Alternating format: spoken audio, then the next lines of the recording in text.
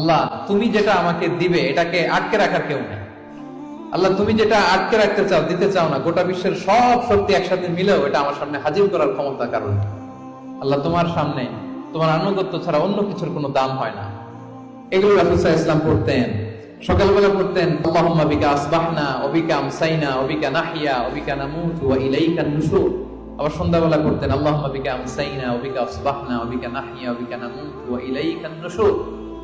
এই দোয়াগুলো রাসূল সাল্লাল্লাহু আলাইহি ওয়াসাল্লাম পড়তেন। আল্লাহুম্মা আনতাস সালাম ওয়া মিনকাস সালাম তাবারাকতা ইয়া যাল জালালি ওয়াল ইকরাম। এটা পড়তেন।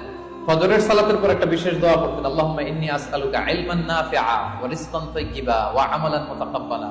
আল্লাহ আপনার কাছে আমি উপকারী জ্ঞান চাই, আল্লাহ আপনার কাছে আমি পবিত্র রিজিক চাই, আল্লাহ আপনার কাছে আমি কবুলযোগ্য আমল চাই।